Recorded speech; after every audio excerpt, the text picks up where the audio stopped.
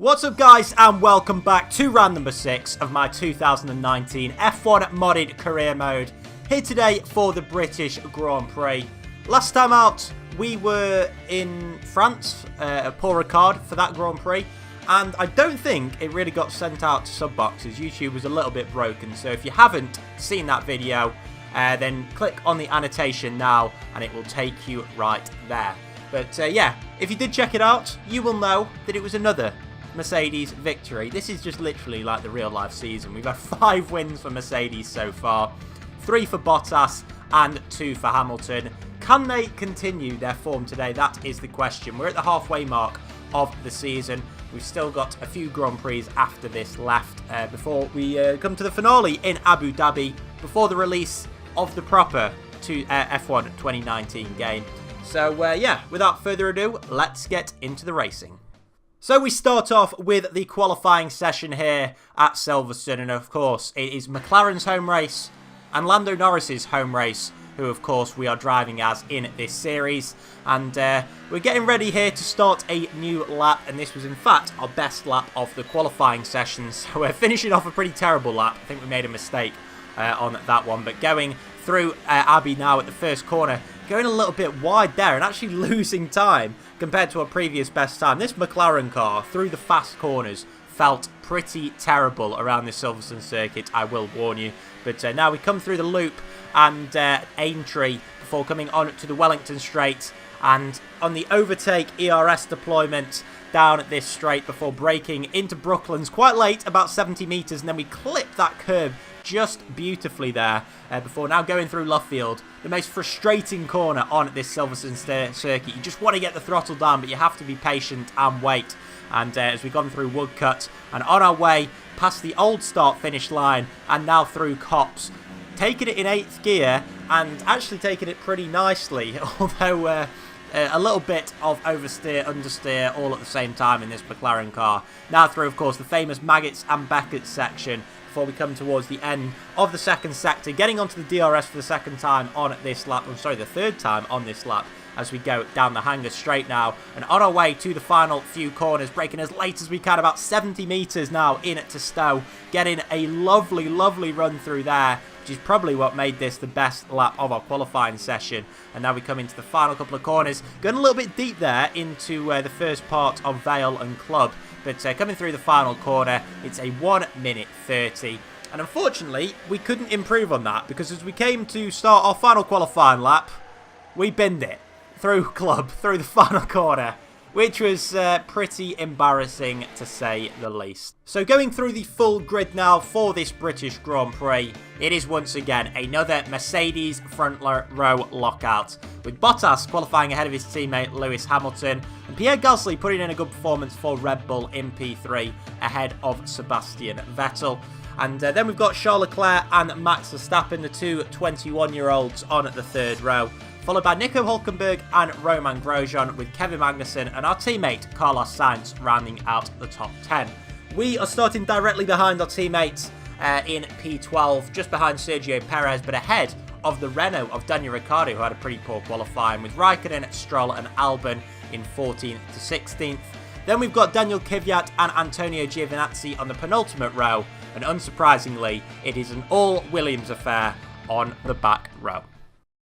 On to race day we go then, here at a sunny looking Silverstone. We've got a few fluffy clouds in the background, but it's looking dry for all intents and purposes here in Northamptonshire. And as we go now onto the formation lap, a quick look at the driver's standings is in order. So you can see we're just about clinging on to P7 in the championship, ahead of Nico Hülkenberg, and that is pretty much where our battle lies as we are now going into the second half of this modded career mode.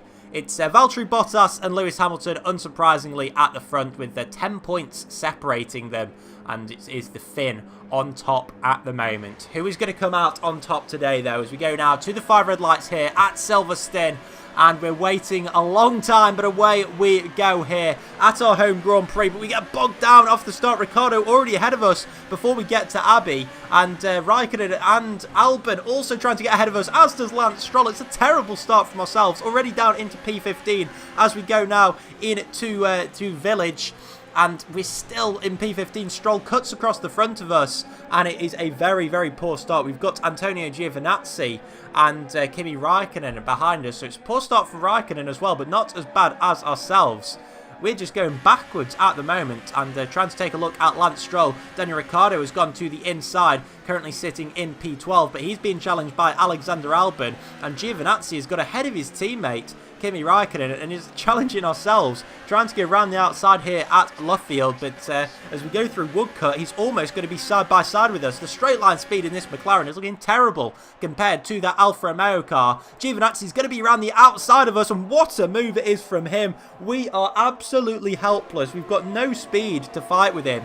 I don't know whether our tyres aren't up to temperature or what is going on, but it is not a good start to this Grand Prix for ourselves. We started in 12th. We're already down into 16th place, but now we go onto the hanger straight for the first time in this Grand Prix. Are we going to be able to pull out of the slipstream of Giovinazzi? No, we're going to have to stick behind for the meantime, but we are looking very, very close to him as we go towards Vale and Club for the first time. Are we going to go down the inside of Giovinazzi? Yes, we are. A very, very late move into Vale, and now as we come through Club Corner, are we going to be able to make the move stick? Yes, we are. Into P15 we go, and a terrible first lap has turned into just a bad first lap for ourselves. But now we're going to take a look at what happened at the sharp end of the grid. Of course, it was an all-Mercedes front row, but the best start was undoubtedly made by Pierre Gasly. You can see there, he went side by side with the two Mercedes through the first corner, and before you know it, he was battling with Valtteri Bottas for the lead of the race. And you can see Pierre Gasly, as they went through the loop and village section, just about managed to emerge in the lead of the Grand Prix. And from third to first in no time at all from the Frenchman, so very good from him. And there you can see Lewis Hamilton trying to get past his teammate Valtteri Bottas as they come through Brooklands and Luffield, but no can do for the meantime for the homeboy Lewis Hamilton. And now we're just going to take another look at onboard with Pierre Gasly. What a start that was. So we just no wheel spin whatsoever, and you can see there going through the first corner and almost immediately getting past both of the Mercedes men. Just on the outside you can see Valtteri Bottas there, just his front wing end plate emerging ever so briefly, but there you can see it again. But before too long it was a clear lead for Pierre Gasly. Now going back on board then at the end of lap 1, you can see that the battle for P2 is hotting up, and it is a Ferrari that has gone into second place. A terrible first lap for Mercedes, and it is going to be one hell of an effort if they are going to get 6 victories in a row this season, because Sebastian Vettel's up into P2 and Mercedes sat 3 and 4 in this early stage of the Grand Prix. Back on board with ourselves now on lap 3 of this Grand Prix. That rhymed, that is nice. And what else would be nice would be an overtake on Lance Stroll at this stage. So we've had relatively decent pace compared to the first lap of the Grand Prix. Using overtake ERS though at this early stage, and Stroll very much struggling as the tyres do tend to wear out quite quickly around this Silverstone circuit, especially this soft compound. And we're taking quite a wide line through Maggots and Beckett's to set ourselves up for a move on this hanger straight. We get the DRS, we're using high and now overtake ERS deployment, the rich fuel mixture, and we go all the way around the outside of Lance Stroll, braking very, very late, then into Stowe Corner. And as we come through Vale, and well, we are up into P14. Alexander Albon next on the list, and we have a big inside left lockup, but doesn't matter too much. Looking then back at the battle for P2 on lap 3 of this Grand Prix, and another swing. This time it's Valtteri Bottas up into second place, ahead of the Ferrari man of Sebastian Vettel, and the championship leader putting a car between himself and his teammate and championship challenger Lewis Hamilton. But on lap 4, just one lap later, Vettel came back at Valtteri Bottas and is now up into second position once more. And you can see there Lewis Hamilton very, very close to his teammate. So you'd imagine this is going to be pretty much a battle to the flag. Pierre Gasly is pretty much bolted, but this battle for P2 is anybody's at the moment. Even Nico Hülkenberg, who is just about clinging on there in P6, I believe, is still attached to the front pack of cars, which is pretty good. And there you can see Charles Leclerc, who was riding in, sitting in P6, not riding, we're not motorbikes. He was sat in P6, ahead of Nico Hülkenberg. So Hülkenberg now up into 6th place. He was in 7th. And Leclerc's afternoon is over. Very bad luck for him. But that's going to be another position for ourselves up into P13. And we only actually see Leclerc at the last minute. So we sort of dive out the way of him. But up ahead, it looks as if someone has actually made contact with the Ferrari because they're going very, very slowly. And we have to jam on the brakes, which also turns into an overtake on Alexander Albon. And once again, we put on the anchors, almost going into the back of Daniel Ricciardo. But we're sat in P12, so we've gained 2 positions. And we're going to take a look at exactly what happened. So it was one of the Haas cars, Kevin Magnussen. You can see one of his end plates dropping off there. And Leclerc should have probably got off the racetrack earlier. Everybody pretty much unsighted by what happened. And yes, there you can see as we go back on board with ourselves now, it is Kevin Magnussen who is sort of holding everyone up. And we've actually gone down the inside of Ricciardo as a result there. The Renault man squirming all over the place. A couple of cars have managed to get past Magnussen, and hopefully we can add our name to the list before too long and get into the top 10. Magnussen very, very slow there through Copse and just sort of gets out of the way. You know that his afternoon has very much been compromised. And yeah, we are somehow up into P10. And at the end of lap 5, we decide to come into the pit lane, sort of strike whilst the iron's hot, get into that pit lane and put on a set of new tyres. And we'll be happy with that for the rest of the race pretty much, because we had some terrible pace early on in the Grand Prix. Of course, we were down all the way in P16 at one point, and now we're in P10 on merit, albeit with a little bit of luck. So it's a crammed pit lane on the start of lap 6. And of course, it's a very, very long pit lane here at Silverstone. So just a 2.5 second stop, so it makes the trip a little bit shorter than usual. But of course, going 37 miles an hour really does hurt you through this Silverstone pit lane. And we're not far behind Sergio Perez, who is sat in a net P9 in this Grand Prix. And we emerge currently in P15. But of course, we've got a few drivers up ahead that are yet to pit onto the medium tyres until the end of the Grand Prix. And yeah, hopefully a relatively routine route to the flag.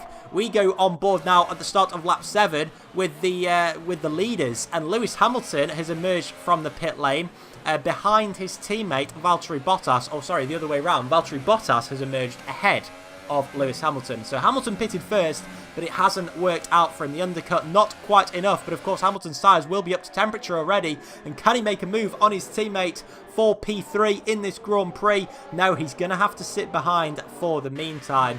Meanwhile, back on board with ourselves at the start of lap 7. This is where we gain a lot of positions on the drivers that have come into the pit lane, and we are back up into P10, which is where we were before the round of pit stops. So not looking bad for ourselves at the moment, but Perez a good few seconds up the road.